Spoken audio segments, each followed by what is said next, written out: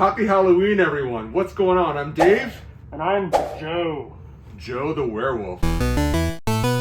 We own a retro video game store in Ottawa, Ontario, Canada. And today we're going to be talking about Halloween-themed, spooky, scary games. Yeah, all the spookers. All the spookers. So, Joe, do you want to start? Okay, so my first one I want to talk about would be Super Castlevania 4.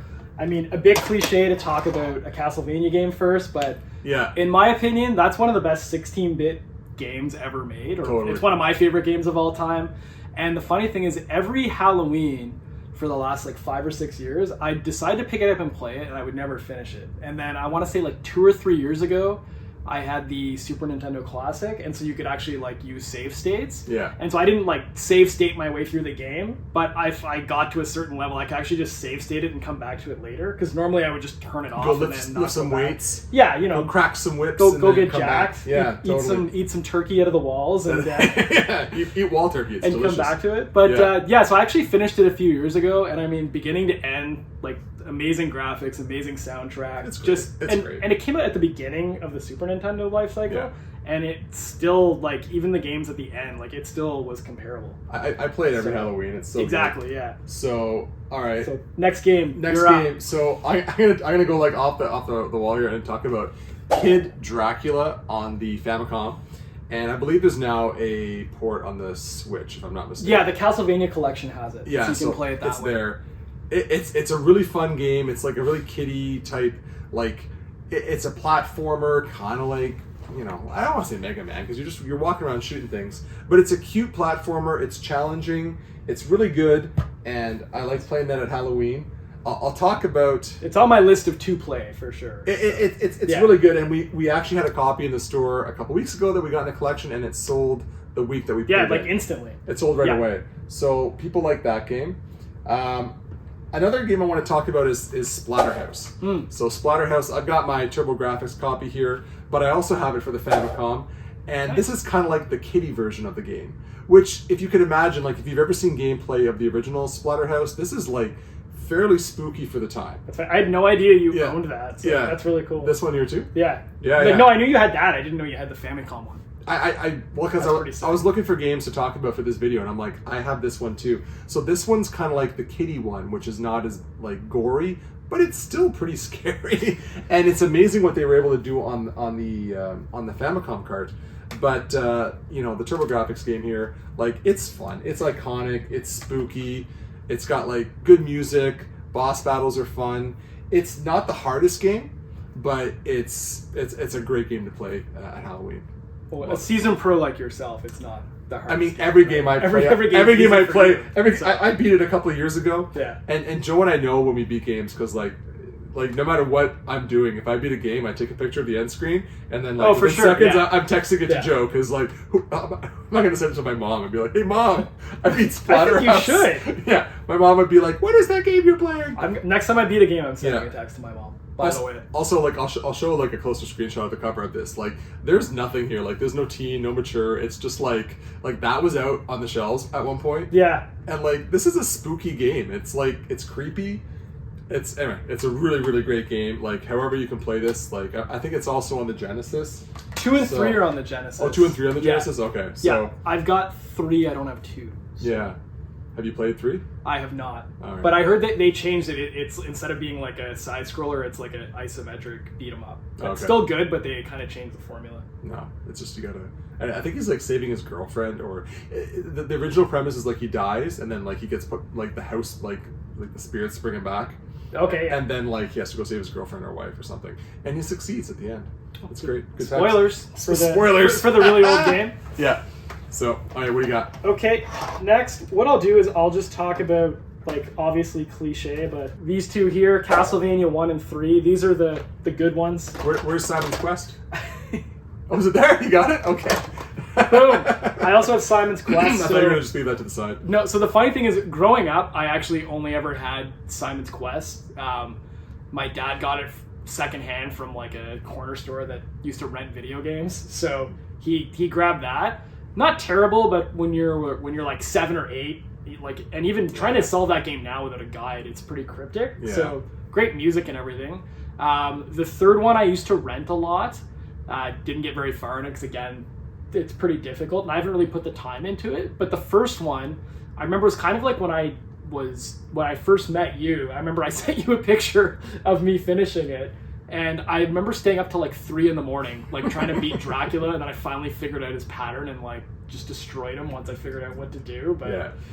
You're like, I had to tell someone. Yeah, exactly. Like, yeah, I should have texted my mom at 3 a.m. Your mom would have been she definitely. Your mom's pretty cool. She would have been like, "That's awesome." Yeah, for sure. Yeah. Wake me up to tell me about Castlevania. Like, what's Castlevania? But yeah, when I first got into collecting and revisiting the Nintendo, Castlevania, the first one, was one of the first games I grabbed because it was like a cheap $5 game. Yeah. Like everything was way back then. Yeah, totally.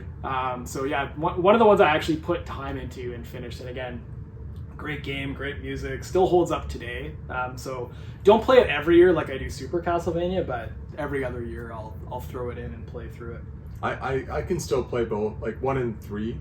I beat both of those. You've beaten 3? Yeah. I haven't put the time into 3. 3 is so hard because just to get to the last boss is ridiculously hard, and then it's one of those games where like the last level's just like, ridiculous. Incredibly, like, just ridiculous, right? Kind of like Batman or like Shatterhand, like those games where like the very last level is so hard, and then you get to the boss, and the boss is even harder. Yeah. And so you don't have time to practice, so you really have to work at it, right? But with Castlevania 1, you can just continue infinitely and I don't find 1 that hard. 3 was much harder, but 3 is also like the better of the 2. Oh, for sure, yeah. Yeah. So really good stuff. I'll talk about a disc-based game. I'll talk about Resident Evil 4. The only disc-based game you've played? The only disc-based game. Apparently, this is the only disc-based game I've played ever. But I don't play a lot of disc-based games, to be perfectly honest.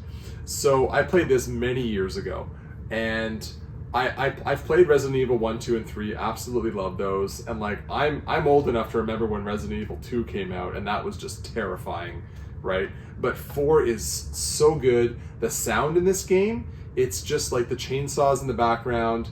Yeah. You're in the village, you don't know what's going on. Like, it's genuinely creepy. The gameplay is excellent, and it just ramps up all the time, right? Like, you're outside, and in typical like Resident Evil fashion, they just like new buildings and basements, and oh look, there's a giant castle just comes out of nowhere. Like everything just pops up. I remember. I think it's. I remember I found the hedge maze scary when you could hear like the wolves or like the chainsaws. Well, you can hear the chainsaws. The wolves. The wolves is the other one. In the hedge maze. Yeah.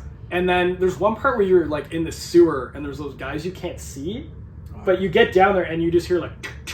It's like you can hear them moving in the water, but you can't see them. That part I found scary. Again, because the way they did the surround sound, it literally sounds like it's coming from behind. It's the audio, right? And like it's early. Like I know they do this now in more modern games, right? But it like for back then, like it was really cool. So absolutely love that game. Great pick. Yes, and you obviously finished that too. I finished that many years ago. So I played the Wii version. I think there's 5 chapters. I got like halfway through chapter 4. Yeah. And then, typical ADD fashion, just lost interest and started playing something else because I've got way too much on my hands here. Yeah. But one I want to go back to for sure and actually finish. Yeah. So it's awesome. The remake on PS4 and PS5 looks really cool. I definitely want to try that. And they have a virtual reality mode, which would probably be pretty scary. Yeah, probably. I would play that. I don't think I would play that. You need to sleep at night. Yeah, exactly. So, what do you got next?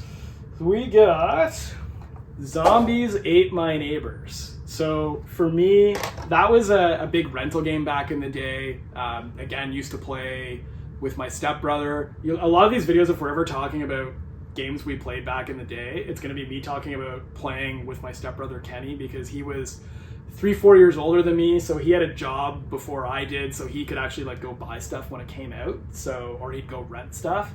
So we played the crap out of Zombies Ate My Neighbors for sure. And that's one I will revisit on Halloween, but there's like 50 levels in that game, and it's difficult, so I don't think I'll ever finish it. Yeah. Maybe with an emulator and save states, but... I played it with my daughter last year, and she really liked it. Yeah. It's hard. It's like really campy, hard. Though. It's not that scary, but it's just it's fun to go play like a campy Halloween game. Well, and there really isn't like a Halloween type game, but like, I mean, I guess the Castlevania games are probably the closest because they hit the horror niche, Yeah. So... Well, I remember playing, like, renting Nightmare on Elm Street and Friday the 13th, but Friday the 13th is not very good. Elm Street's okay-ish. I remember renting that, but not really getting far in it. No, I don't think either of those games are here today. So, What should I choose next? So, I'm gonna choose Demon's Crest for the Super Nintendo. Oh, nice. This is a beautiful, beautiful game that gets, it gets a lot of flack because there's a lot of slowdown, and the level design is it's one of those games where like you can float, right? Who's the guy with the gargoyle dude there in this? Firebrand. I think that's his good name. job. That's his name. So if you're that dude, like you can float over parts of the level. So I will fully admit that that's some lazy level design, but you have to go back to all the levels. You have to beat them. You get different abilities, kind of like Mega Man X-ish, and it's a really good game. Like and it's it's creepy. It fits the bill well. So I was thinking of the Gargoyles. Gargoyle's Quest 2? Yeah, Gargoyle's Quest 2 on the yeah. Nintendo, but that's not really spooky. That's a great game. Yeah, great game, but it's not like... Yeah. I don't really associate that with Halloween. No. That one I definitely would. I played that like I want to say like 10 years ago at Halloween and absolutely loved it. Sweet. Yeah. Good pick. What you got? So, another one I had here. So, another one, used to rent this a lot from the corner store, Monster Party.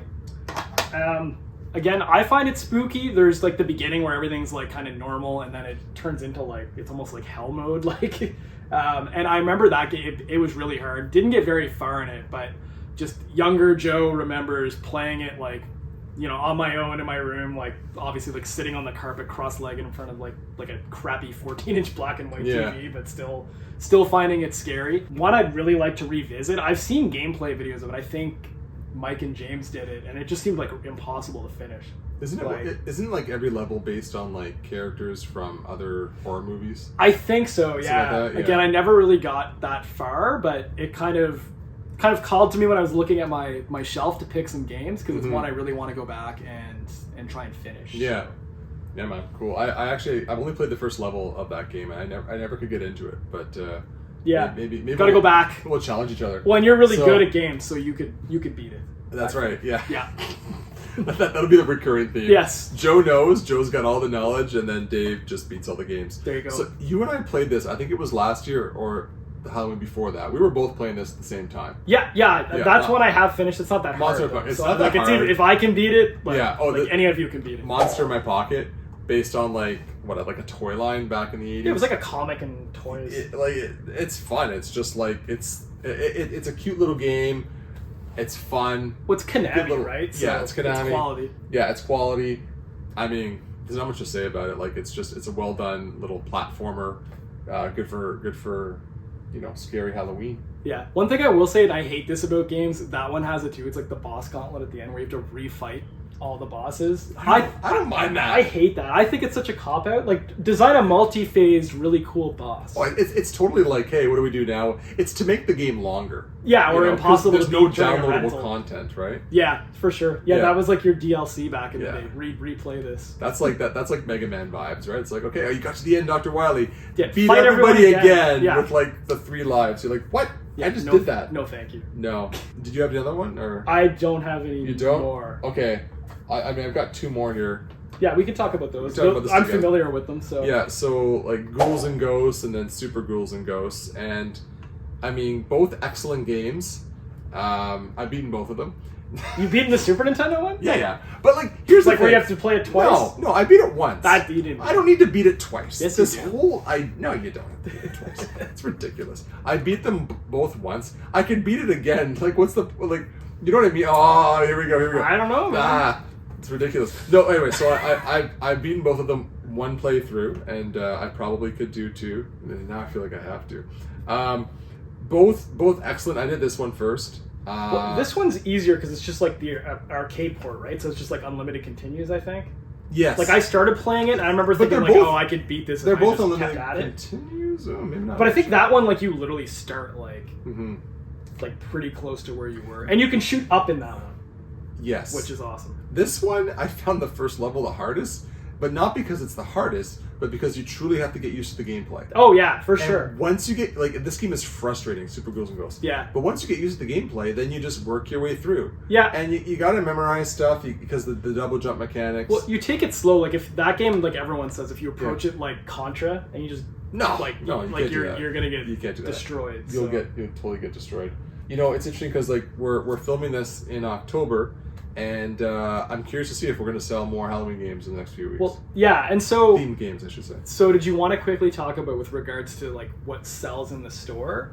Sure. Like Castlevania stuff. Oh, like the yeah. first Castlevania, we typically never have a copy of that because I got one in last week. I know and it we have sold one that right day, now. and now we have one, and it's Yeah. gonna go. Super Castlevania 4, same thing. The third one we seem to always have more copies of. Yeah. It probably sold better than the first It one. must have, yeah. They must have produced a lot of it because it was popular by Yeah. then. People still buy that one though. Totally. And then what else from the one, like if we got a copy of Monster in My Pocket, I'm sure that would sell. Oh, Monster that's such an Party obscure game. sells. Yeah. Any of the Ghouls and Ghosts stuff sells. Resident Evil 4 is not selling the same way it used to. Maybe because the price has gone up, but Resident Evil 2 and 3 remakes on the GameCube, those will sell right away. Yeah, those go pretty quickly, Yeah. and then if we get the remakes on the PS4 or PS5, They're gone. or Xbox, Yeah. whatever they call their latest system, because they don't know how to name stuff. Yes. The Series XS something. I or don't other. know. Yeah. Yeah, so basically, like those all sell really well. We had 2 copies of Demon's Crest that sold over the last 6 months. I remember that. Yeah, again, more expensive game though, Yeah. so it's not as palatable for someone to just come in and buy That's that. right, yeah. But we did sell both of them pretty quickly, and we had a complete copy. We did. We a sold year that ago too. that yeah. we sold. Yeah.